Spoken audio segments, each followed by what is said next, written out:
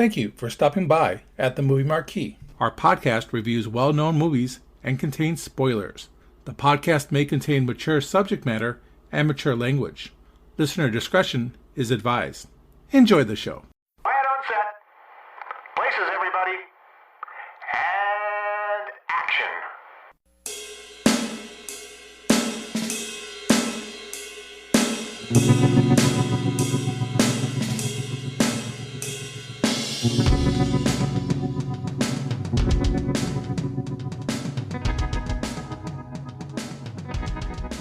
Welcome, everyone, to the Movie Marquee. My name is Eric, and with me is Ted. Are you talking to me? Are you talking to me? Well, who the hell else are you talking to? You talking to me? Well, I'm the only one here. Who the fuck do you think you're talking to? And Ken. You're only as healthy as you feel. You're only as healthy as you feel. And I'm your host, Eric. Thank God for the rain to wash the trash off the sidewalk. And on that note, we are reviewing Martin Scorsese's 1976 release, Taxi Driver. Ken, tell us about some of the particulars of this movie. Thank you, Eric. Taxi Driver, starring Robert De Niro as Travis Bickle, Jodie Foster as Iris, Sybil Shepherd as Betsy, Leonard Harris as Charles Palatine, Albert Brooks as Tom, Peter Boyle as Wizard, Stephen Prince as Andy, Harvey Keitel as Sport, and Martin Scorsese as the taxi passenger.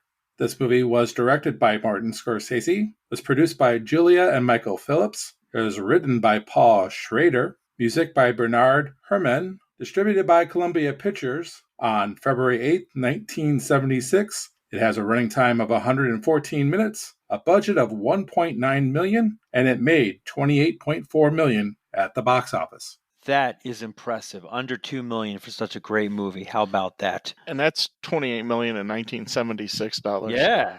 Which is $28 billion in today's money. Yeah, pretty much. It might as well be. Hell, those actors, who I think De Niro took $35,000 home and Scorsese was like $50,000 or $60,000. I think they said, if I remember right, all the characters was under $2 million on the payroll. It's insane. Ken, what are the reviews of this movie? Rotten Tomatoes has this certified fresh at 96%. The critics' consensus is a must-see film for movie lovers. This Martin Scorsese masterpiece is as hard-hitting as it's compelling, with Robert De Niro at his best. A.D. Murphy of Variety says, it's a powerful film and a terrific showcase for the versatility of star Robert De Niro. Time magazine says, Scorsese seems to need scripts with well-designed humor and performers with the spirit of Ellen Burstyn to compensate for what seems to be a fundamentally depressed view of life and the belief that sobriety is the equivalent of seriousness. I don't think that person liked it. That is a weird review. That's odd.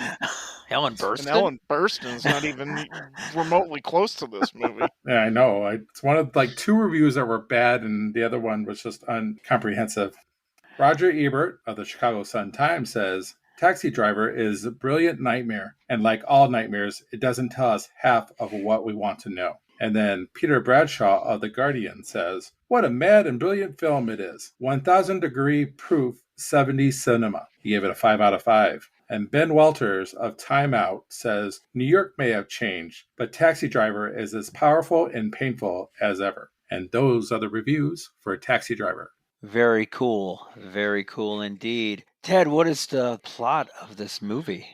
Taxi Driver. Travis Bickle is a 26-year-old honorably discharged U.S. Marine and Vietnam War veteran suffering from post-traumatic stress disorder and living in isolation in New York City. Travis takes a job as a night shift taxi driver to cope with his chronic insomnia. He frequents the porn theaters on 42nd Street and keeps a diary in which he consciously attempts to include aphorisms such as, "You're only as healthy as you feel." Travis becomes infatuated with Betsy, a campaign volunteer for a senator and presidential candidate, Charles Palatine. After watching her interact with fellow worker Tom through her window, Travis enters to volunteer as a pretext to talk to her, then takes her out for coffee. Betsy agrees to go on another date with him, during which he takes her to see a pornographic film. A disgusted Betsy leaves. Travis attempts to reconcile with her to no avail. Enraged, he storms into the campaign office where she works and berates her before he is ordered to leave by Tom.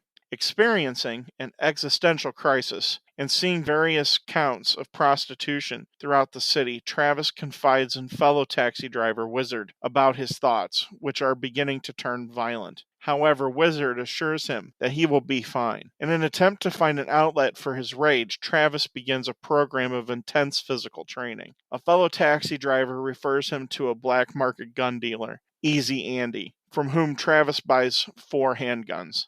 At home, Travis practices drawing his weapons and modifies one to allow him to hide and quickly deploy it from his sleeve. He also begins attending Palatine's rallies to scope out their security. One night, Travis enters a convenience store moments before an attempted armed robbery and kills the robber. On his trips around the city, Travis regularly encounters Iris, a child prostitute. He fantasizes about saving her from her life of exploitation. Travis solicits her and tries to convince her to stop prostituting herself. Soon after, Travis cuts his hair into a mohawk and attends a public rally where he plans to assassinate Palatine. However, he is chased away by Secret Service agents who see him drawing his gun. That evening, Travis drives to the brothel where Iris works. He confronts Iris's pimp, Sport, outside of the brothel and shoots him. He enters the building and engages in a shootout with Sport and Iris's client, and is shot several times. Travis manages to kill the 2 men, then brawls with the bouncer before Travis stabs him with a knife and kills the bouncer, before slumping on a couch next to the sobbing Iris. He attempts to kill himself, but is out of bullets. As police report to the scene, a delirious Travis imitates shooting himself in the head. Travis goes into a coma due to his injuries. He is heralded by the press as a heroic vigilante and is not prosecuted for the murders. He receives a letter from Iris's father thanking him. After recovering, Travis returns to work, where he encounters Betsy as a fare. Travis drives her home and allows her to leave without paying her fare, departing with a smile. As Travis drives off, he becomes suddenly agitated after noticing something in his rearview mirror. Very cool. Let's dive into Taxi Driver here. Ken, do you remember the first time you saw this movie? When and where? How? 2 weeks ago for this podcast, No kidding. I had purposely avoided this film. I wouldn't say like the plague, but I was avoiding this film because of the subject matter, and other people who had saw it said it was very depressing. And I'm not much for a depressing type of film, so I stayed away from it. But for this podcast, I have watched it 3 times. Nice. How about you, Ted? This is a constant theme about when I've seen movies, but this is one I saw in college. I had seen Goodfellas probably earlier than I probably should have. I seen Goodfellas in high school. So Scorsese was always, from that point on, was one of those directors that I sought out everything that he did. I would have watched this probably alongside. I don't remember the first time. Most likely, I probably would have watched this and Last Temptation of Christ in a very short period of time together, which says something about me, I think, more than anything else. This is a movie that once you've seen it, you can't unsee it. It almost is like hypnotic for me. It draws me in. It always leaves me wondering things, and we'll talk about what those things are. What about you, Eric? I'll be honest, I don't really know for sure the first time I saw this movie. I came to the table a little late for Martin Scorsese. I probably saw this movie mid-90s. To get off subject here, we'll be talking about this movie later, but I saw The Color of Money probably in the early 90s, and that movie just kicked it off for me. It was incredible, and I started really doing a deep dive into who was Martin Scorsese in his movies, and I probably saw this one in the mid-90s. Obviously, it was on video, DVD at the time, and I was, like you, just captivated by it. I probably haven't seen the movie in 15 years. I've seen it a couple times since, but probably not in 15 years. And I watched it twice. The first time I watched it as a pleasure. The second time was more of analytically kind of dissecting it. And it is definitely worth the watch. And you hit the mark on the head, Ted. It is a movie that you can't unwatch. When you see it, you walk away going, wow, that's pretty powerful.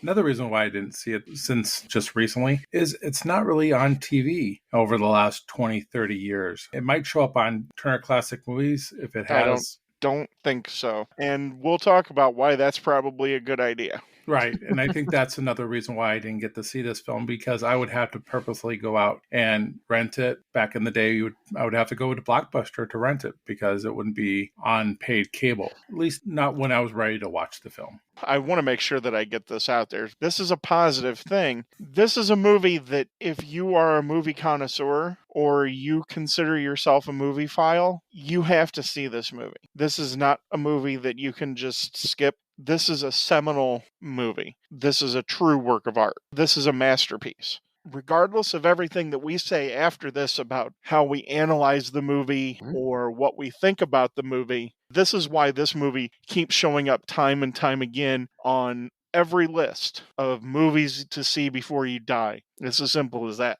It is as disturbing as it is powerful. And I think it's one of those movies that is definitely disturbing. For sure is a powerful movie. The one thing that really strikes me about this movie, and it's a theme with the New York 1970s movies, any movie that is literally made in the 1970s that involves New York is just a shithole in the 1970s. Still is. No, It's Ted, not no. compared to the 70s. No, in I the know, I'm just 70s, saying. I mean, you had bad politics, you had bad crime, you had garbage strikes. It was a cesspool. It was bad. Kind of like And Wrigley Field. Kind of like Wrigley Field. That's very funny. Yeah. So Uh-huh. I can't think of a movie made in the 1970s. Well, you know what? Actually, I can now that I think about it. Besides Woody Allen movies, any movie made in the 1970s that involved New York is really showing the seedy side of New York City. Some people would argue that this movie doesn't transfer well to today's movie viewing because of that. And I care to differ.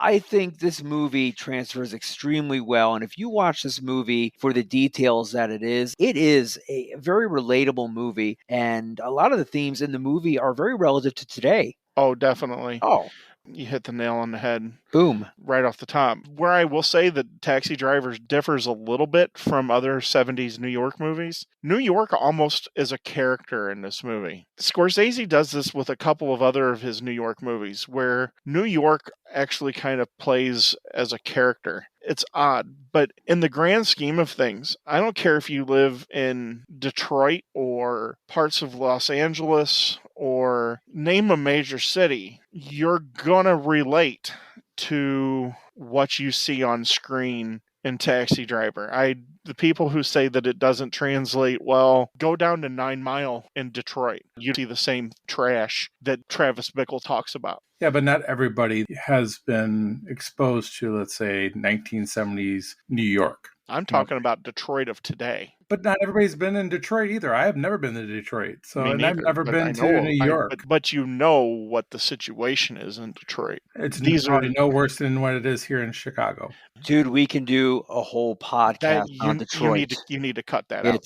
Yeah. That's because that is so inaccurate, Ken. It's not even remotely No, we just funny. had 41 people died this weekend alone from gun shooting. So, I mean, hey. Chicago is not anywhere near as dire as Detroit is. Detroit in the 1950s had a population That's of almost 3 million people. It was our third largest city. Today, it has under 700,000 people. Yeah. But again, I think you're assuming that everybody on the face of the planet is going to be able to relate with Detroit. And I don't think that is the case. Actually, what I said was if you know a major city, you're going to be able to understand what Travis Bickle is talking about because you know the situation that it's in. Right. I don't think that this is something that's just specific to the 1970s New York. I was using Detroit nowadays as an example. The one thing I will say about New York, more so than any city in the whole world, is New York is a character in multiple films, not just Scorsese's. You have tons of films out there that are set in New York where New York has range, like an actor has range because it could play a lot of different things. It could be a romantic spot of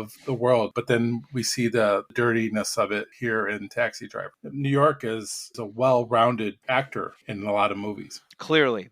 The New York of this era, though, there are not really a lot of positive. It's lost a little bit of something. But when we look like Harry Met Sally is a movie that we reviewed together, New York did play a part. Yeah. That of was in that. New York in 1990. That was Different Ed era. Koch's New York. Right. Yes. A big difference. New York is a character on itself. When it plays a backdrop, it plays a backdrop of a movie specific to that time period. Absolutely. When Harry Met Sally, it was a beautiful, positive, everyone loves New York backdrop. Like I said, that's Ed Koch's New York. All his 1970s movies with Diane Keaton and stuff. Everything Woody Allen does is pretty much based in New York. Except his more recent stuff. Obviously, Woody Allen is a little eccentric and a little But he's paranoid considered about everything. he's considered one of the ultimate New Yorkers. He is. Clearly, he is a name that is known. Everyone knows Woody Allen. Whether you like him or not, you know the name. And back to Martin Scorsese. Martin Scorsese will say he's one thing for sure, and that's a New There's Yorker. a New Yorker. Right. Yep. Marty would have known this 70s New York. It's like Mean Streets. It's right out of a playbook of his life. And Taxi Driver plays into it perfectly because your character is coming out of Vietnam. He has post-traumatic stress disorder before it's even PTSD. That's just one of the things. One of the many things. I mean, it is a city at that time that had a major garbage strike in 1975, rampant prostitution, rampant pornography sections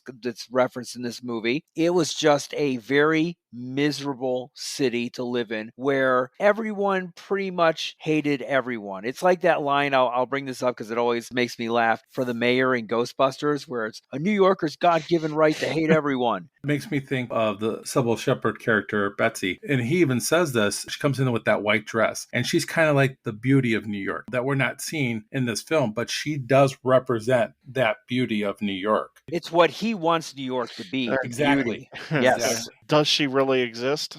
We brought up that he has PTSD. Psychologists have done a test of what they believe Travis Bickle suffers from. One of the things that keeps coming up is schizoid personality disorder. It's mentioned time and time again. It's not out of the realm of possibility. That she never existed? Like she never existed. The thing that would lend you to believe that she does is that she does interact with another character. But are we seeing her, or are we seeing, like you said, Eric, his idealized version of her? Is this like Fight Club? It's different than Fight Club, but are we seeing what he wants her to be, or are we seeing her as she really is? And Seeing see, and this both. is something that keeps coming up throughout this movie. The reality is different than what Travis dictates to us. As the narrator. Well, you could As say the- that in the as whole the narrator. thing is a dream, and that part of the beginning of the movie is a dream. I like to think that this is not a dream, but he looks at these two women because they are two women of different sides of the fence. That's to put it mildly.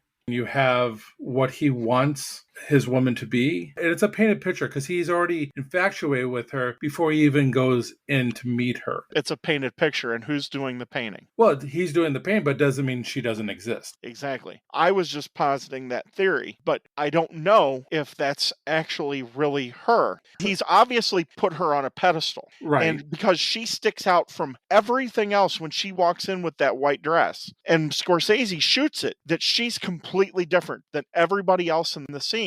Right. And Marty's actually in that scene. It's very odd that he walks in to volunteer, a perfect stranger off the street, and she yet agrees to go out with him. She's, That is odd. Yep. She's different than anything that she's In New ever York. experienced. Yes. though. And she's excited by his approach. I mean, he's straightforward. He tells her things that maybe she wants to hear and some things that she's never heard before. And she's excited by this idea of this guy doing this. The reason why I don't think that she's a dream is because she does bite back. She does say things to him that make him feel uncomfortable. She makes fun of his pronunciation when he's talking about organization. She Fine. doesn't understand his joke. She doesn't understand his jokes. She doesn't really understand him. And then when he takes her to see a pornographic film, he doesn't understand why she wouldn't be into that. And He doesn't understand the difference. He doesn't know who Christopher Cross is. He doesn't know any of, Chris Christopherson. Chris Christopherson, yeah. Was it Chris Christopherson? Yeah. I'm sorry. Yeah. That makes a little bit more sense. You and your Christopher Cross, all of a sudden I got a flashback to Dude, Tootsie. that's Jiminy Tootsie, man. Christmas, stop. That's Stephen Bishop. That's a different person, but I understand where you Jiminy merge them Christmas. together. But she basically says that he is that song from Chris Christopherson. He's an individual, is what she's getting at. She says it in a way that makes him, he questions, wait, I've never been a pusher. I've never pushed anything on anybody. Yeah, he doesn't understand. He's a contradiction, is what she says. And he doesn't understand the reference. Because his frame of mind is that of maybe of a 12-year-old. He's got a mind of a kid. He's messed up from Vietnam, clearly. We don't know the history of him before he went in. He could have been messed up before he went in. Think about what he says about his parents. He wants to make his parents proud. He sounds like he's a childlike person. The moment he sees her, and this is why I wonder what we're actually seeing when we see her, he immediately has an entire fantasy world that is well developed in his mind about them and everything. He is a scary individual. He develops these fantasies in his mind. We assume that this letter that he writes to his parents is real. That's delusional. That he is in a full-blown mental health crisis writing that letter because everything there is a falsity. He's created another world for himself. He's in a really serious mental health crisis. And 1970s New York, or really anywhere in 1970s, was not capable of handling a mental health crisis like what he's going through. He might be creating this whole separate world, but I just see a fight in between him. And I don't know if it's a fight between makeup stuff and real stuff, because he goes back and forth between Iris and Betsy on what he's trying to accomplish with them. One, he wants to save Iris. He wants to get Iris out of that situation. But at the same time, he wants to be with Betsy because he's lonely and he wants the perfect girl because he sees the perfect girl for him. And he goes back and forth, assassinate the presidential candidate, but then the reason he wants to do that is because that's Betsy's cause. This is all part of this. Once the fantasy world comes to an end, that's when he spirals out of control. When she leaves, he wants to destroy everything that was part of that fantasy. That's why he develops this idea to assassinate Palatine. Then he has a moment of clarity when he replaces the fantasy with Betsy with becoming the savior for Iris. I think there's more to that. I think he knows there's something wrong. He goes to Wizard and he's telling Wizard that there's a problem going on inside of him. Wizard is the wrong person to talk to. We all know a wizard, a guy who kind of talks and thinks he knows everything. And Travis goes up to him thinking he can get some good information from him, but he basically gets nothing. But I think Travis is aware of this struggle and he's reaching out. He obviously did get some help. When he was discharged from the army, I don't know if I really believe he was honorably discharged, but he obviously did get some sort of psychiatric help. That's why he's journaling. Back in the day, that was a huge mental health psychiatrist type of thing. I think he was honorably discharged. You see the injury in the back, all that scarring. I think he experienced something that automatically made him have to be discharged from the Marines, and he was honorably discharged, but he did have some mental problems because of all that. And I do agree with you. I think writing that down in that notebook, because originally when I thought about the notebook, I thought of a diary, I thought of a kid. So I think you're more accurate there than what my initial thoughts were. I was thinking, Ted, you brought up some good points about this kind of being a fantasy world in his own mind, how he's building things up. And as you were saying that, I was thinking of some of the scenes in the movie. What are the odds of him picking up a presidential candidate in his cab and starting a meaningful conversation? What are the odds of him bumping into this prostitute several times in a city of 7 million people when he travels all over the boroughs in New York? He says that. He goes, he'll pick anyone up anywhere. Right. What are the odds of all of this? And the more I think about it, it is almost like it is a little bit of a fantasy, like a delusion that is built up in his head. And him being the narrator, he's kind of taking us on a walk in his mind down the road of his life as he sees it at that time.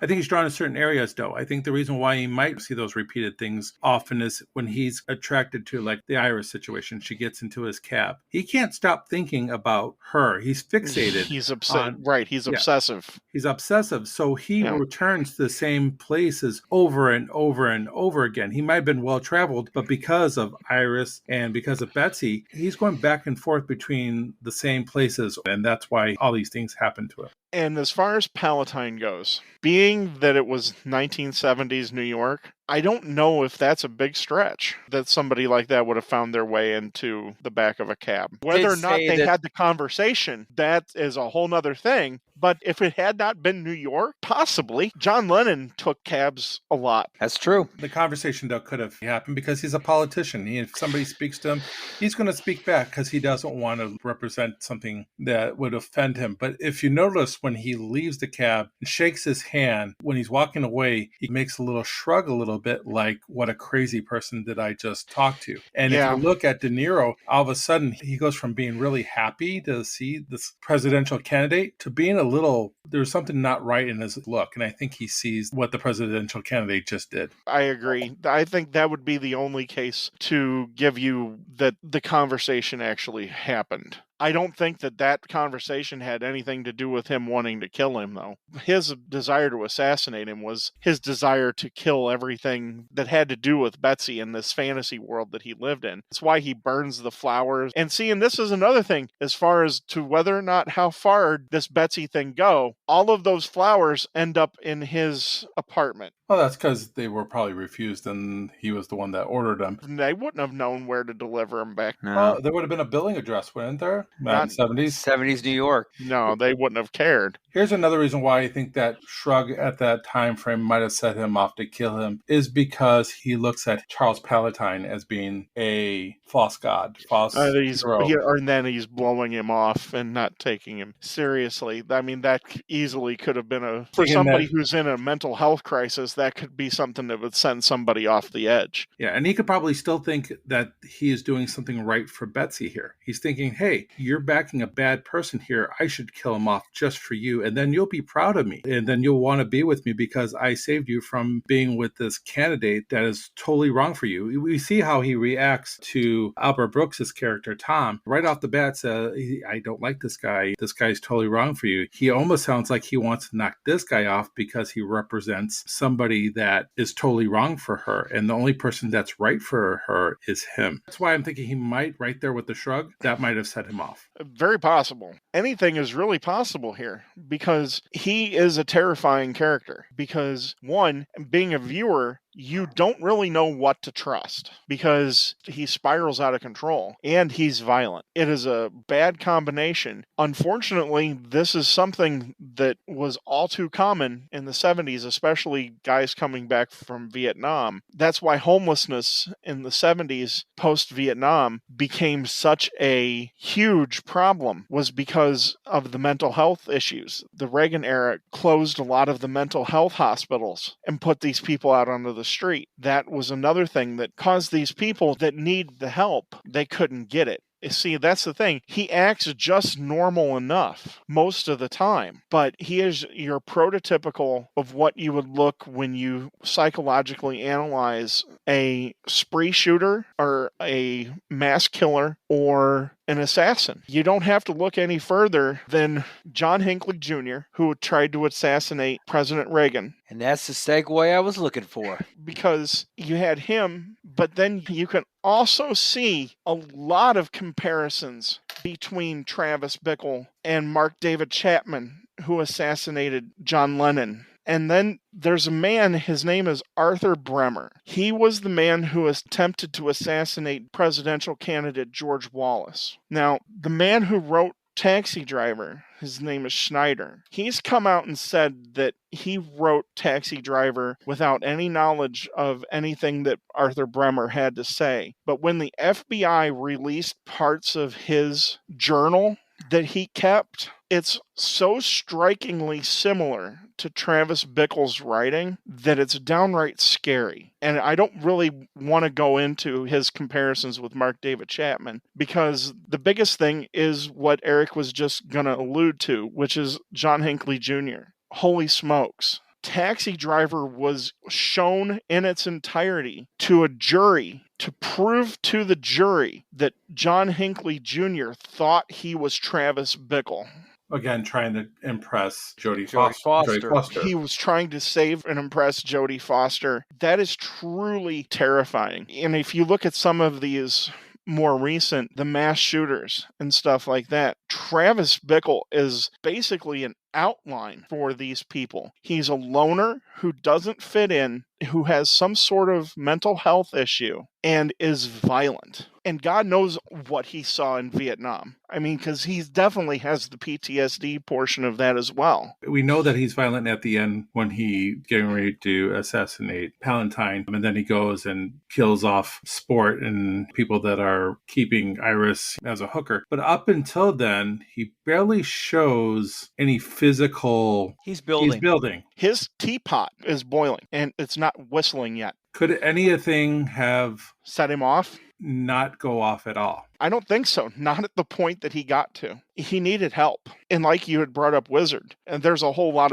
to be said about that as well. It's my favorite part of the movie because it makes him look human. I mean, he looks human for the most part throughout the movie, but in the last third of the movie, when he's going down that spiral, as you said, there's that moment that he's reaching out for one last straw, one last opportunity to save him. And that person tells him he needs to buy a gun. Yeah, he buys 4. I mean, he doesn't just buy a gun. Of course, he's informed by Martin Scorsese's character that sits in the back of the cab what a 44 Magnum will do. Is that scene the tipping point of having the guy in the car and him realizing that he's actually the one that's capable of that murder and not Martin Scorsese's character in the backseat of the taxi? Here again, do we really know? This is part of the maddening part of this movie. Did those interactions happen? Right. Or was he just looking up at that window while he was sitting there? Street. And because it's New York and it's the 70s, it almost has a little bit of the David Berkowitz type of mentality too. A little bit. Interesting enough, though, Martin Scorsese wasn't even originally supposed to play that character. I guess the guy who was supposed to was sick. And so he ended up doing it. And you have to, especially with a film that you have a low budget, you're risking a lot here with this movie, and you're putting yourself in the movie at a time where he doesn't have a lot of movies under his belt. So that says a lot about his confidence in himself. There's no doubt about this. This is guts putting this on film. Travis is very scary. And like I said, he moves from one fantasy to another. And neither one of these fantasies are healthy. Right. He wants to be the savior of this girl.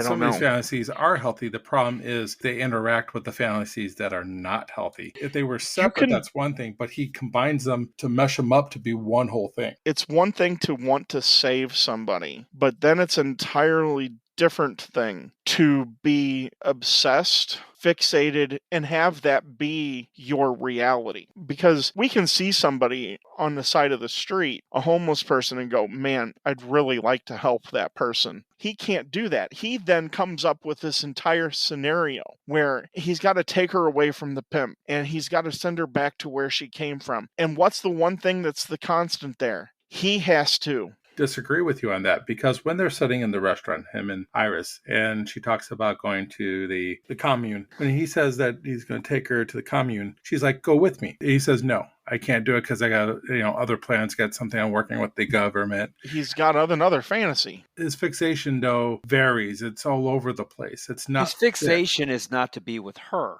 Right. The commune would be living with her. His fixation is to be her savior, and that is to help her, not be with her. Right. But originally, he wasn't going to go and kill off her pimp. He was going to give her the money because he thought he was going to assassinate. No, that's what happens. No, see, this is the thing. His one fantasy falls apart. So what does he do? He has to go finish out because now he's in full crisis mode. The fantasy of assassinating Palatine and everything that would brought fell apart. So now he is desperate. And this desperation to finish one of his fantasies, to be the savior, sends him back to save her. He's off the rails. What I'm saying is the Palatine one is the more important fantasy because he dismisses the opportunity to save her because the Palatine thing is much bigger in his eyes. And once that Do you think this would have been a better movie if he actually assassinated him, took a shot at him? Maybe not killed him, but maybe just took a shot at him? No. I was disappointed. That's my one disappointment in this movie. Changes the end of the movie. Not necessarily. Not if he killed him, but if he took a shot at him, at least got a shot off. If he took a shot at him and then he doesn't... Then he gets captured. Then he gets Not captured. Necessarily. Why? Not necessarily. And this is why my biggest problem with this movie is you have the Secret Service guy who knows what he looks like. And at the end, he's a hero. But the Secret Service guy knows what this guy looks like. Also, Travis has been known to go into Betsy's work and threaten her and tell her that she's going to end up dead like the rest of the scum. There's a lot there that doesn't say hero, at all. Not a hero. He is not a hero in any frame. No, he's not, but he's treated at the end of the movie. Is he? Yes. I Yes, don't he is. know. It depends on, are we in a dream? Is he in a Yes. coma? Is he dead? It all depends on what your interpretation of the end of the movie is, because That is true. You have the news clippings that say he was a hero. Come on, that letter from Iris's parents, I was like, seriously, that was like Little House on the Prairie letter there. It was completely in his fantasy of how he wants to be the perfect savior. Thank you for bringing our daughter back. Yep. She's attending school now, and she's very, very happy. No, I'm going with the dream. I think it's a dream sequence. I think he's dead. I think he bled out on the chair. If you want to go to the end of the movie, we can go to the end of the movie. I think we can bounce around. We can bounce that's around. Perfectly fine. I think where I have fallen on this, and it's something that I read, but it was something that I thought of before. A little background. Martin Scorsese was a Catholic. He grew up in the Catholic Church. He was an altar boy. He was going to go to seminary to become a priest. He decided that that was not the way that he should go. He became a filmmaker. Religious imagery is one of the things that continue in his faith keeps popping up throughout his movies. And this is why I ascribe to this particular ending to the movie. When we start to see that shot looking down and it's pulling away, that's Travis Bickle's soul leaving his body. He's dead. He's gone. And everything that comes after is the fulfillment of a fantasy that he had. I'm going to say that that was not, quote unquote, ending of the movie. That was not after that situation. When he's sitting in his apartment, this is what he believed would happen, because the ultimate fantasy was to save her. So when he's thinking up how this is all going to end, that is his fantasy end game. I'm probably going to get wounded. I'm going to be in the hospital, and her parents are going to be thankful to me. The press is going to write articles glowing about me. I'm not going to get charged with murder because I'm this great vigilante, and I've done what I said I was going to do earlier in the movie by washing the scum off of the streets. And then the ultimate, the girl that I wanted so bad that I put up on a pedestal and I idealized to the ultimate, comes back to me because I'm now famous. That is entirely fantasy. There is in no world where any of that could happen. But he also rejects her at the end. His own terms, though. It's on his own. Exactly. Yeah. Right. Perfect, Eric. It's on his own terms, because now he can say, I'm better than you. Okay, if you say that if we're going by that she's real and 100% on board, she rejects him because he's not as good as her. Or that's how he feels. Now he can say, yeah, you're not as good as I am. I can reject you. Part of the theme of this movie is him not feeling as low as he is. He has to find people that are lesser than him. He makes people lower than him because of how he feels about himself. He's a lonely guy. That's, again, why I feel like he picks on people like Tom. He looks down at other people, and he's calling all these names, and some of these names are very outdated, and we won't mention, There are a lot of racial overtones in this movie. That's of the era. But I do think that he does that because he wants to be above somebody. And I think you're right at the end there, is that on his own terms, he can now be higher than she is, because now he is that hero and he no longer needs her because he's above her now. However, I think if this isn't a dream sequence, that when he's driving away and he looks in the rearview mirror, it changes again. And all of a sudden, the cycle might start over again. And that's what Scorsese says is happening, is that the cycle starts over again at the end there. But when he does fix the mirror, that's when I don't think it's a dream sequence. That's when I think it's still real, because that is something that his psychotic self does. How about this? You bring up a good point here. He drops her off. Okay. He doesn't take the money from her. And as he's driving away, she doesn't even make eye contact with him. She literally just turns and walks into her apartment. He's as high as he can be. This is the ultimate pedestal for him. He is riding high on his power, right? It's the culmination of the dream, if you will. And then he looks in his mirror and everything kind of breaks apart and falls apart, right? Mhm. How about he wakes up from his fantasy? And He's still dead, but he's waking up. Or maybe he's not dead at all. Maybe the whole thing was a dream, and then Maybe he's in a just coma. It's very possible. I can't take his interactions with her at face value because after the shootout, he has no real contact with another character. You can say what you want about her. I can't trust that his interactions with her are entirely 100%. What about the other cabbies? They tell him that he has a bear. That's all they say to him. No, there's a little bit more dialogue there. Going back and forth. They're talking about something and he's answering and he's reacting to it. I'm not exactly sure of the dialogue, but he's involved in it. Because then you have another guy, fourth cabbie, that comes along when he's having that conversation with them. I don't know if I agree with you on that. She does look at him and he looks at her when she gets out of the cab. So Yes. there is the eye contact. We see her face. Yes, and then she turns and walks into her apartment. There's no looking at the cab driving away. Well, it is powerful. She just got rejected. She's probably moping back into her apartment. That's how he wants it to be. Yeah, maybe so. There's no way. He's in control. It's power. But It's if his he's trip. dead, none of this is happening. I'm not saying that. What I'm saying is this is how he fantasized it before he went through the shootout. That this is how he fantasized everything ending. So it's kind of like a dream sequence, maybe? Kind of. In We're the seeing mirror- what he wanted and what drove him to go and decide to kill three people. So think about this. If it's a dream sequence after he attempts to assassinate the candidate, okay, and he's back in his apartment, it's a dream sequence. We're pretty much dreaming how he thinks it's going to lay out. He drops her off. He's driving away. He looks in the mirror and he wakes up. It's reality. I'm going to disagree with you guys. Where I'm convinced it's all real and it's not a dream fantasy and everything is after he shoots Sport, he takes time and he sits on the staircase. He doesn't believe that he actually went through with it. I'm So saying that all happened. how he killed everybody that's not part of the dream sequence. The dream sequence only happens after he dies. Or it's what he put in his delusional world. This is how he saw it ending. Wouldn't it be cooler, though, if it did end the way that I'm thinking that it ended? I like it better this way. I was like iffy on the movie until the end. And then when it switched over and he left her walking up the steps, I was like, oh, that's messed up. I didn't see that coming. Wow. I'm not happy that he's the hero. It's something that I didn't see coming. There is no world in which he does what he did, killing three people, that he isn't in prison. But Scorsese says that it is. Unless Iris is a star witness who backs a very lucrative story of how she was in prostitution. And I'm throwing that out there. Or Betsy's on his side too, saying, why would she ever come because to his he aid? might be a hero and she likes the hero.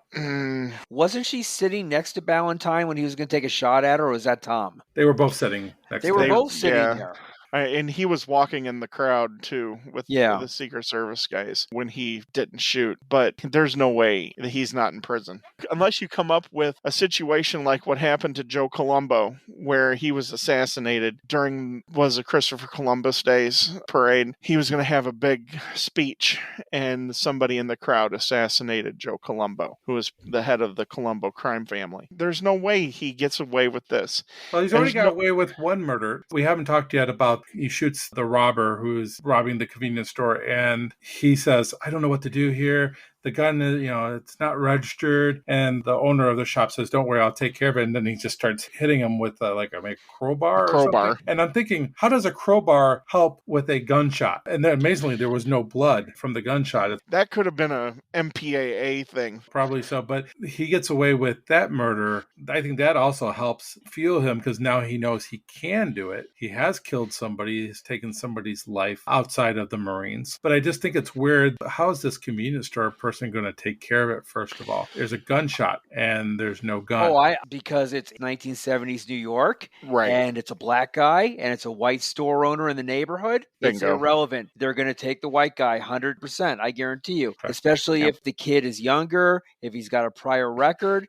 they're not even going to investigate it. That was one of the big things in 70s New York. All that store owner has to say is that he shot him in self-defense. But there's no gun. They would probably need a gun. But like you're saying, maybe they don't even care. He had a gun. gun. They I'm don't sure care. he had a They gun can say, behind hey, it. the guy ran out of the store. Or being the 70s New York Police Department, they would have planted a gun. Exactly. Let's talk about one thing that you brought up here that kind of struck my mind with the MPAA, the rating issue with this movie. Hmm. It's interesting because I watched this movie, and maybe I'm desensitized, obviously, to the 2021 movies, and I have to put my 1975 glasses back on. But I really did not think this was such a violent movie as it was portrayed in 1975. He had to change blood colors at the end of Yes. the movie. Mhm. I mean, there was so many things he had to do to avoid, what was it, an X X. rating? Yeah. Yep. Kind of mind blowing because I'm like, I don't think it was really extremely violent. Yeah, in but my it's the opinion. blood. It's It's everything. blood, and you see the mobster's face get blown apart. Yeah.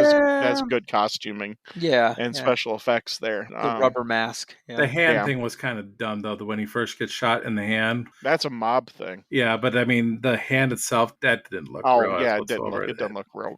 That was really bad. It's still freaky. But in the 70s, blood, you look at your 3 Days of the Condor when they had the big shooting thing and how much blood was there was no there. blood. There was no blood. Well, that's because Yeah. they didn't want that X rating. I Right. mean, And yeah. that it was just a big thing in the 70s that they wanted to stay away from. Blood made it too real. Yeah, That's why and all- Texas Chainsaw Massacre doesn't have hardly any blood in it. That's a good point. And it isn't until, I think, late 70s that we actually start getting that blood. The MPAA has went through a lot of things that set them off throughout the years. In the 70s, it was blood, and they didn't want to see blood. They are completely objective. There's no Rhyme or reason?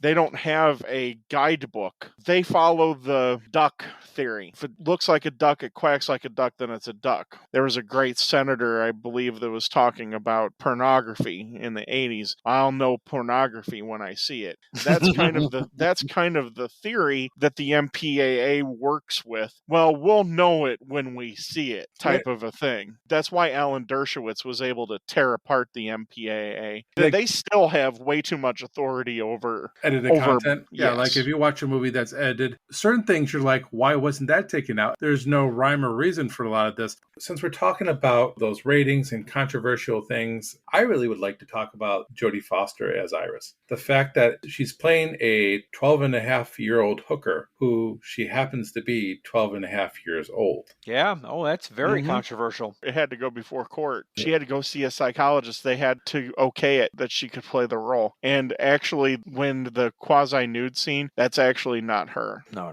But- You know that. I must have missed the quasi-nude scene. She's taking off her clothes. Her I thought top. she did. Even the implication that she was taking them off. Sure. She Yeah. couldn't be part of that scene. There was a whole thing where they had to psychologically make sure that she was okay to be able to work How in can the you movie. do that with a 12-year-old, though? I mean, I have no idea, but that's what they did. Think about The Exorcist. Right. Linda Blair had to go Linda through the Blair. same thing, and Yeah. they were actually going to use Linda Blair in Taxi Driver because she had went through that, but it ended up not working out. How about Nope. Brooke Shields in Pretty Baby? Yeah, she did too. That was Yeah. another one that they brought up in the article that I Sure. read. It's It just makes you feel uneasy, and I guess that's what the director wants. He wants you to feel uneasy about this relationship between Sport and Iris. it's And part of the cesspool. Right. He Yes. was. Then I take it that that's not Jodie Foster dancing with him and making out a little bit. 'Cause No. there's no way that could have No, happened. that's the only scene that's not Travis Bickle centric. This is also what makes the movie great yet disturbing. Yes. Because ultimately, as much as we've talked about how mentally off Travis Bickle is, you also root for him. The people that he's killing aren't good people. That's where there's a delicate balance. That's why she has to be a certain age. That's why everybody around him is just scum. And that's what Travis is seeing. But it all makes you start to relate to him. And that's one of the disturbing parts of that. Because then you have to remember, holy crap, I'm now agreeing with a complete Lunatic. with a lunatic. What he's seeing is not right. And the guy he kills in the room, I don't know what's your guys' opinion other than being just a complete and utter scumbag pedophile. I think he was a mobster as well. It did seem like that in his. Because didn't he take a bunch of money from Sport? Yeah, earlier From in the Harvey film. Keitel? Yeah, he was part of the mob because the mob would have controlled all of the prostitution in New York. They would have had their hands all in that. That's one of the little things there that I picked up. That was interesting, though, that Bickle, though, has to also add things. He accuses Sport of being a killer, that he's killed people, which he has no proof of ever happening. Has to add that on, I think, in order for him to justify it at the end, killing Sport, because I killed a killer, not just a pimp, because if I was going to kill a pimp, I would kill all the pimps. But in this case, I'm killing a killer. And I think it's interesting that he makes up stuff on people to justify what he needs to do.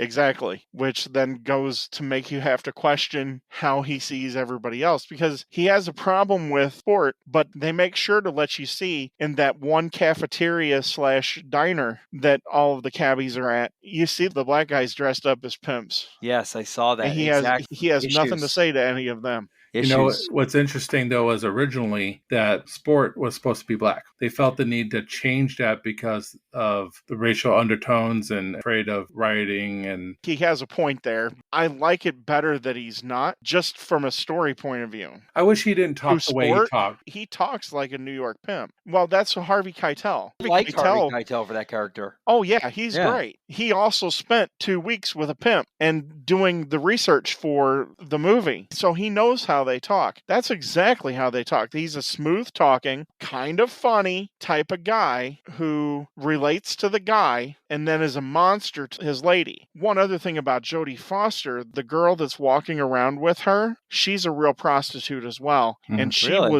she was like 18 17 when this when this all was filmed. And that's how Jodie Foster figured out how to act and everything as well. And then Robert De Niro on top of that was an actual cab driver for a week. Right after he had won the Oscar for The Godfather 2. And an actor actually came in back out of this cab and he recognized him and said, "Are things that bad?"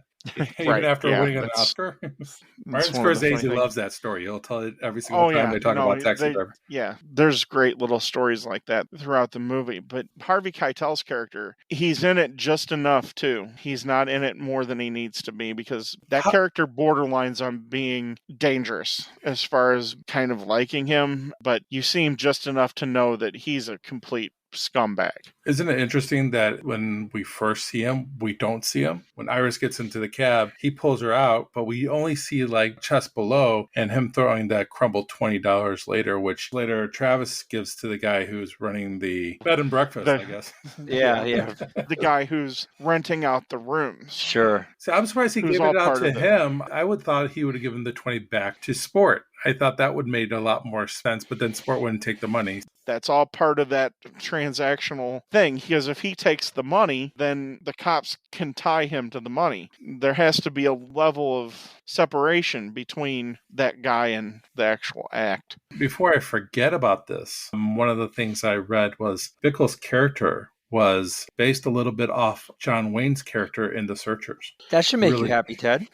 Well, John Wayne, Travis Bickle? Well, you think about it, he's got the cowboy boots. It's considered a cowboy by Sport. I don't know. I have a hard time making that connection to The Searchers. Bickle is cowboy. He looks at himself as the guy who is riding on his horse, which is the cab, and he's going to rescue the damsel in distress. I could see it. I don't know if Searchers, but it's been a while since I've seen that movie. That's actually one of his favorite films from my recollection. I can understand maybe Travis in his mind thinking that, but as far as the reality of the situation. Well, it's a happy ending at the end. It's that cowboy happy ending. I saved the girl, I'm the hero type of deal. So, yeah, well, I don't want to go over that all again, but there's no way in reality that could ever be. It's amazing what reality has given us in the last number of years. Things that we didn't think would ever be a reality has popped up its ugly little head and say, "Hello, reality, here I am." When you've killed 3 people,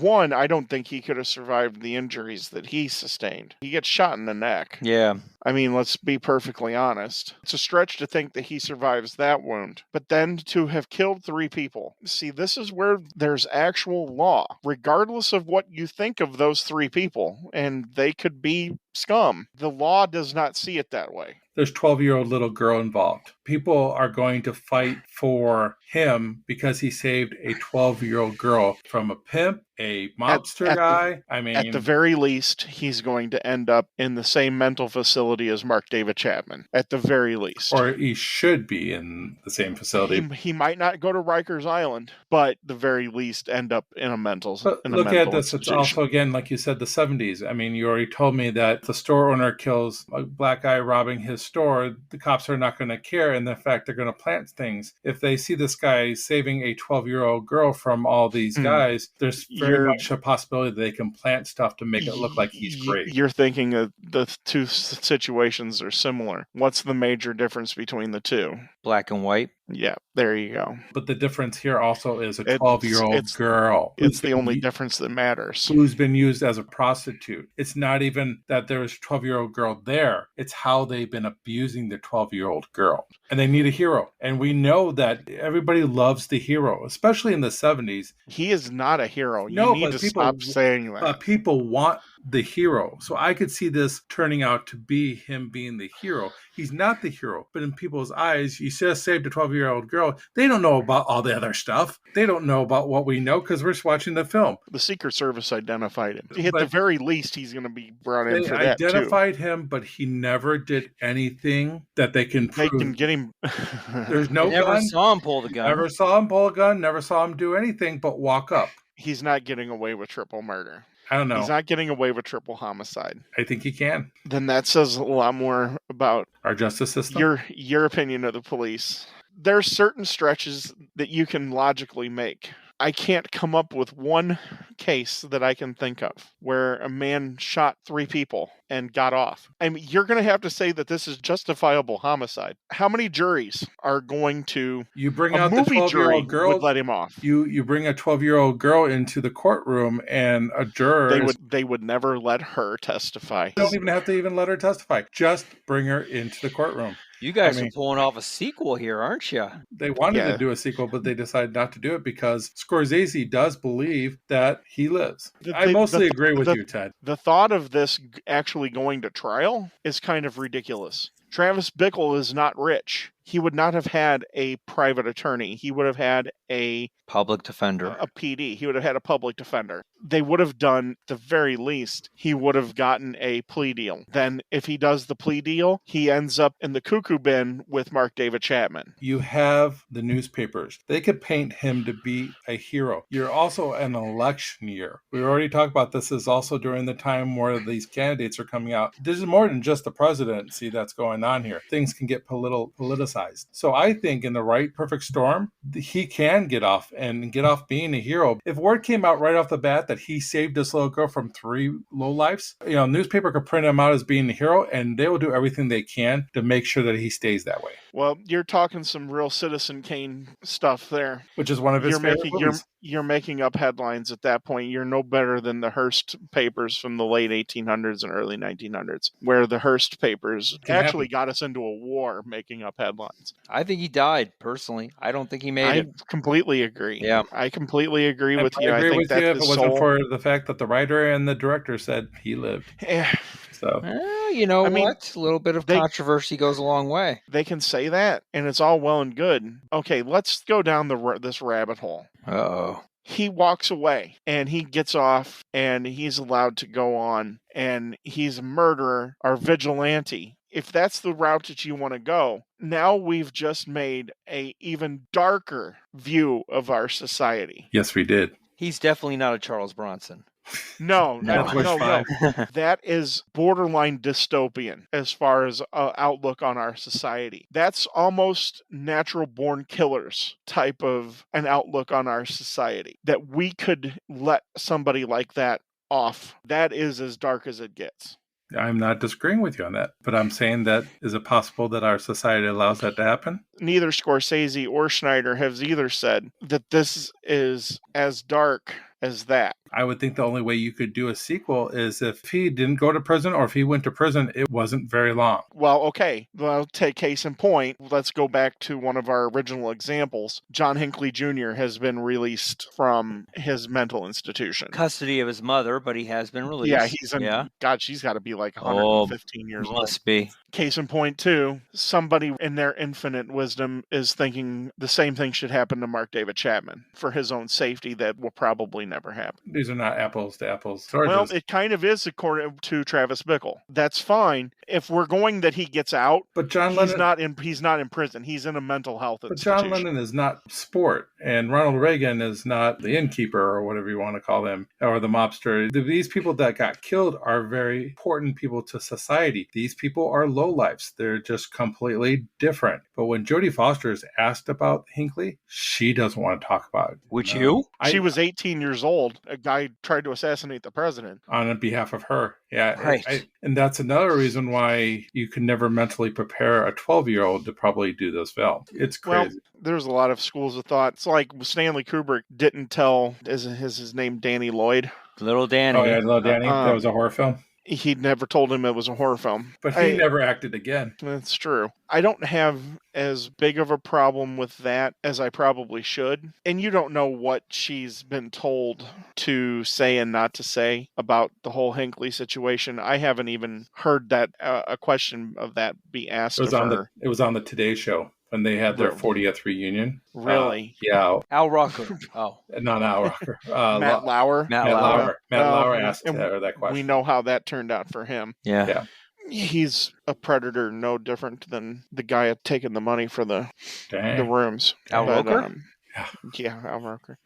Matt Lauer. Segue, let's talk about the musical score on this. Very eerie that the individual who did the score died. I believe he finished it and then passed away. Is it because Jackson Brown's song shows up in the film and he's like, "Oh, don't go there, man. That's bad." You like the Eagles. I love Jackson Brown. From my understanding was the gentleman that was the composer of the film didn't like to have popular music entered into his films. Yeah, that doesn't surprise me. He seems very eccentric.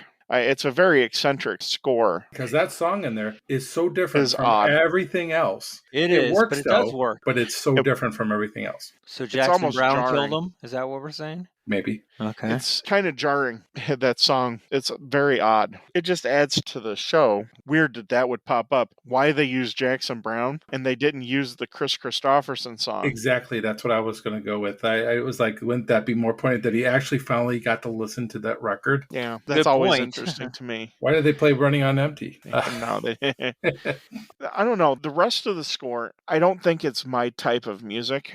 Flows well with the movie. It does. It's very jazz. It's not what you're going to listen to in the car, but I think for the movie it plays very well. It's of the era, of course. I listen to it when I stare into other people's windows. Sure. And have different thoughts. I'm sure you do. It's different. I will say that. And there's a lot of discord in those musical undertones and everything. There's a lot of uses of sharps and flats that makes it not necessarily pleasing to the ear. It kind of keeps you off balance like the rest of the movie keeps you off balance. Because he's off balance. Point. Yeah, that's a good point. It goes with Bickle. It's kind of like ups and downs of what we're seeing here, and it changes, not drastically as hearing Jackson Brown. When I first listened to it, when we first see the taxi coming up, when we hear that music, I'm not thrilled with it. But as the movie keeps on going, I get it, and I understand it, and I appreciate it as I see it played out throughout the whole movie. It is the type of music that would be in a movie of that era, though. It is that kind of jazzy style of music that I think plays well for the movie, but I'm not going to listen to it in the car kind of thing. Like the jazz they listened to when they were doing it in 3 Days of the Condor? Yeah, actually, you're kind of right. It is kind of that little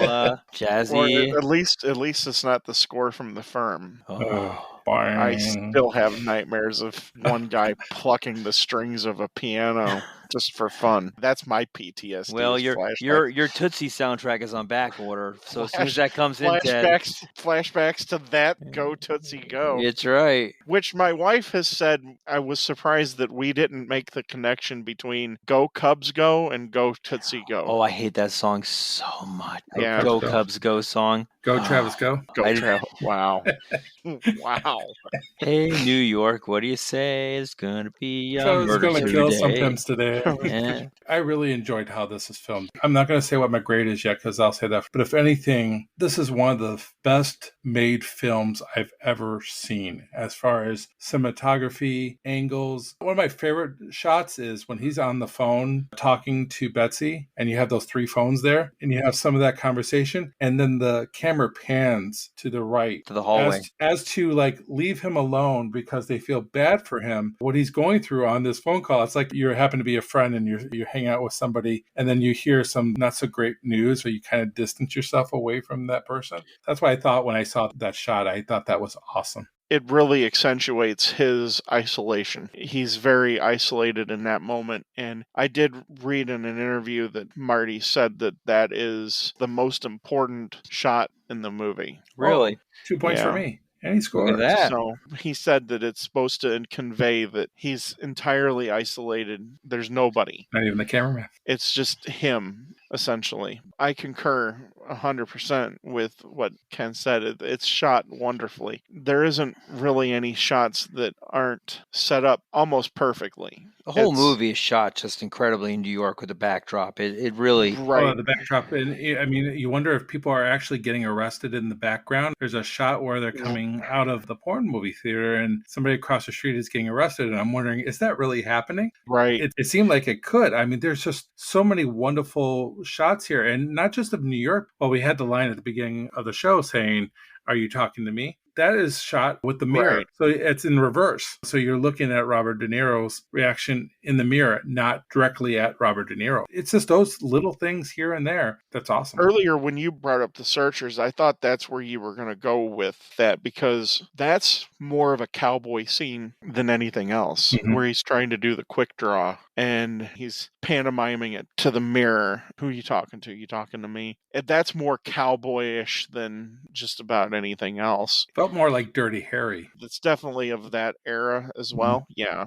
The shot it just gets me is we've talked about it extensively is the shot at the end where the 3 murders have taken place. What they had to do to go into filming that, they were in a deserted building and essentially they cut off the floor so they could look down and film that as it's coming back out of the room. It is It's pretty just- cool, yeah. It's so inventive, and I can't remember seeing a movie before that would have done something so inventive or outside of the box. It adds that almost ethereal quality to the movie. It's just That's why he's a revolutionary. It's very Yeah. Hitchcock-esque. At the end yeah, there, I can see that a Sure, little bit too. yeah. you get to the end and everything stops. Everybody's frozen in time when they're panning out and showing everything that's happening and seeing everything that's going on outside. They track the blood down the hallway and then to sport at the end. The camera work But- is incredible. It really Yeah, is. it's really amazing. The only thing I ever had a problem with in this whole movie is when Travis almost hits Iris. Well, he hits Iris with the cab, and it looks like she's going to roll over. And then they all of a sudden show her just standing there like he had hit the brakes on her and didn't even touch her.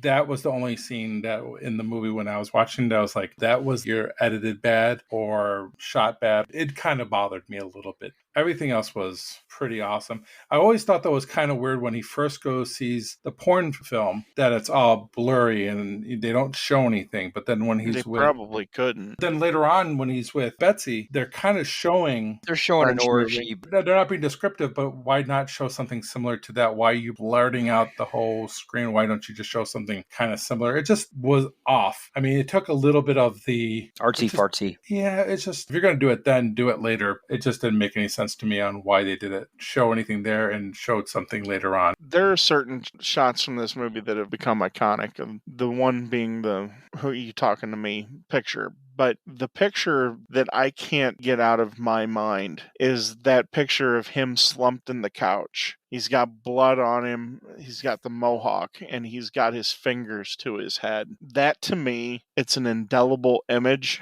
I don't care how many movies I've seen or how much time has passed. There's no way I'll ever be able to get that image out of my mind. I think that is one of the most powerful images that comes out of the whole movie. We haven't talked much about De Niro's transformation from not a fat slob, but an out-of-shape guy to he's got muscles going on. He's putting his hand over the stove. He's training himself. That's pretty intense there. That's all part of the psychosis. Yeah. And that's De Niro. Yeah, well, that's De Niro. I mean, well, how much weight did he gain? 150 pounds to play Jake LaMotta Right. in Raging Bull? Back in this time period, he was a freak of nature when it came to losing weight, gaining weight. He was. Oh, yeah. He dropped weight and gained weight just like that for parts. We just see this transformation because we didn't really touch on how brilliant De Niro is here. He ad-libs all that you talking to me in front of the mirror. He's doing all that. As far as a performance goes, this is my favorite Robert De Niro performance of all time. He is perfect. We were just talking about you don't want to sympathize with this guy, but he kind of makes you do. He makes you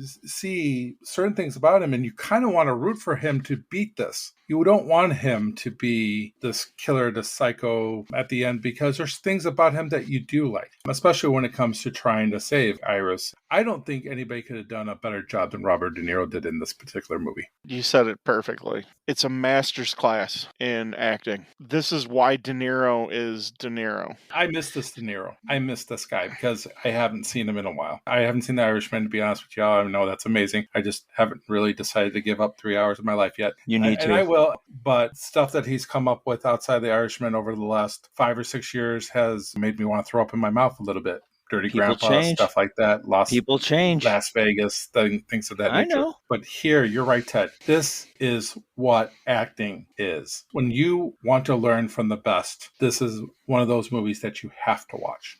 Yep, couldn't say it any better. Beautiful. Mark your calendar, everyone. We agree on something. He's as close to perfect here as he possibly could be. I'm not going to slam dunk anymore on the Academy, but the fact that he wasn't given the Best Actor award going away for this role is just another poor decision that the Academy came up with that is unthinkable. Do you think it's because he won in Godfather 2 that they didn't want to give him another award? Because back then, you didn't see multiple awards giving out for back-to-back performances. They tried to spread the wealth. One other thing I would say about Robert De Niro, I just love that earlier scene when he goes in to watch the porn movie and he's ordering popcorn and RC Cola and a Clark bar. I think he wants Juju beans because they last longer. Like that. He's like, hey, what's your name? And he's trying to get her name, and she's like, that was actually his girlfriend, his real life girlfriend. Was really? it? In a sense, that you could see the psycho in him right there. But at the same time, there was this innocence about it, too. There's this guy who just didn't want to be lonely, and he just wanted to strike up a conversation. I think that's all he was trying to do with her. That's why I mean by great acting is you can balance the sweetness of a character with the psychoness of the character at the same time. Let us talk about the reviews of this movie. What do we think of it? Let's start off with Ken. Ken, I want to hear what you have to say on this. So this is a very interesting movie for me to grade because when I first saw it, I was relatively bored with it until the end. And even though Ted doesn't like my version of the ending, I liked it enough the first time that I was okay with seeing it again. I watched it a couple more times, one with the director's commentary on and one without. These performances are great from head to toe. We just talked about De Niro's performance being awesome. Jodie Foster got nominated for Best Supporting Actress. Sybil Shepherd, she's so beautiful in this movie. She's the perfect pick for Robert De Niro's obsession. We didn't talk anything about Albert Brooks. I read somewhere where somebody said that people like to put comics in small roles because they can take that nothingness of a role and make it their own. And I think Albert Brooks also does it here. And the cast is great in this. The direction is great. The writing is great. I can't almost find a flaw in this movie, except for the fact that it's not my kind of movie, which that kind of bothers me because I do see the greatness in it. So I'm just struggling with this. However, I had originally, after seeing it a couple times, saying, I'm going to watch it one more time. This is not a movie that I will ever probably watch again. I'm changing that stance on that. Oh, I'm glad you're saying that. Okay. I'm starting to feel the need to watch it again. And only because I appreciate actors. Ted is kind of like the director guy. I'm the actor guy. I love actors. And De Niro here is spot on. And De Niro here makes me want to watch this again. I was teetering between a B and a B minus. It's a B for me. It would be higher if it was my type of movie. If I was just grading it on basis of direction, writing, acting, all that stuff, it's an A plus. it's not a happy movie. And I like happy movies. I like happy endings. And I like, to have fun with my movies and stuff. And this is not that. This is just a well-made film, period. A solid B. Okay, Ted, what are your thoughts? I mean, I kind of tipped my hand at the beginning of the podcast. Just a little bit. This is one of those movies that you have to see. There's no two ways around it. If you want to see what movie making can be at its best, this is kind of what it looks like. This is why Scorsese sits at the big table with the directors. And this is why nowadays people look at some of the stuff that De Niro's done and be like, why is he even relevant anymore? Well, this is why. He's allowed to do the schlocky stuff that he does now because he is one of the greatest actors that's ever lived. He inhabits Travis Bickle like it's actually him. It's very scary. The movie itself, it's intoxicating, it's scary, it's disturbing, but you want more. And I don't know what that says about necessarily me as a person, because trust me, I've thought about that. One of the best movies of recent vintage was Joker that came out 2 years ago. Travis Bickle and Joker are so similar that it's almost frightening. Todd Phillips basically has come out and said between The King of Comedy and Taxi Driver, that's what he saw Joker to be. New York in Taxi Driver is the city that he portrays in Gotham. And of course, for the longest time, Gotham has been a pseudonym for New York. But when you look at this movie, it's frightening because it's a psychological profile of somebody who is a murderer. You don't usually get to creep into the mind of madness. You get a front seat look at what madness is. Like Ken had also said, there's part of him that's endearing, that you feel for this character. It's masterful. It's hard to say, this is one of my favorite movies. It's like, oh, wow, what about this guy? This is one of those movies that's easily a top 25 movie for me. It fits perfectly as an A+. There's few things that I can see that are actually wrong with it. It will sit there as a testament. When movies are good, that's what movies look like. So, Eric, how do you feel about Taxi Driver? Your review is pretty spot on. There's very few things I would change about what you said. The one thing I would add to it, I'm not giving the movie an A+. I'll say that right off the bat. The one thing I would add to this movie that I would really like to see, I think this is a movie that could actually be a little bit longer. You know how a lot of times we complain that movies are too long and you can cut stuff out. Why is this in there and why is that in there? This movie, in my eyes, is a movie that I feel you could probably add another 15, 20 minutes to. And I think it would build this movie and make it a better movie with a little bit more backstory on some of our characters. It's going to give you an even deeper dive, a better front row seat to the mind of these characters. It's the one thing I really wanted. It doesn't take very much away from the movie because the movie itself is a masterpiece. This is probably, for me, a top 20 movie. I don't throw A+ out there very often. I think you got to be a top 5 for me to be an A+. But this is a top tier movie. I think that anyone who hasn't seen this movie in a long time really needs to go see it and check it out. Even if it's not your type of movie, this is a movie that if you are someone who is really into directors, someone who is really into great acting, this is something that you at least need to have in your view. And if you haven't seen this movie yet, you shouldn't be listening to this podcast. For me, I give this thing an A-. And I give it an A- only for the fact that I don't hand out A+ unless it's a top 5. And you're probably going to be an A movie is tough to do in my book, but this is probably as close as you're going to get to an A. But I got to go just an A- for that one thing I wanted more. It wasn't perfect. It was oh so close, but I just wanted just a little bit more backstory on it. A- for me, gentlemen. Well, it's some interesting reviews we've had, and we've really talked about this movie in some great detail. Ted, where can people find us on the old World Wide Web? On Twitter, you can find us at the movie_marquee. Ken, where can they find us on Facebook? On Facebook, you just need to look us up, the Movie Marquee. We're having a lot of fun on the site. We're posing questions. People are engaged. It's a fun time to be on the site. But we have had some questions. What is your favorite movie that was a TV show but now is a movie, or vice versa? So we've had some people come back with movies like MASH, The Addams Family. We've had some nice conversations back and forth. Sometimes people don't like us repeating words on the episode Goonies. We'll try to stop repeating words as much as we can. Yeah, it's so annoying. It's so annoying. So annoying. But we're having fun, and we want you to come and have fun with us. We love to talk about movies. This is a little bit of a passion for us. We don't do this for money. We don't get paid, as we said before. We do this because we just love movies. So come on board. We'll love to have you. And you can also email us at themoviemarquee@gmail.com. Awesome. Well, join us next episode where we're going to continue our second movie from Martin Scorsese, the 1986 release, The Color of Money, with Paul Newman and Tom Cruise and all of his Tom Cruise-ness. Eric, are you going to sing Werewolf of London for us? I am going to sing Werewolf of London, absolutely. Or I'm going to sing in the way that you use it. So I'll sing a little Clapton there. It comes and goes. That's right. Hope you all enjoyed this episode, and we can't wait to talk to you next. We'll look at The Color o' Money. Thanks, everyone. Have a great night. See you at the movies. Thank you for stopping by at the Movie Marquee. Have a good night.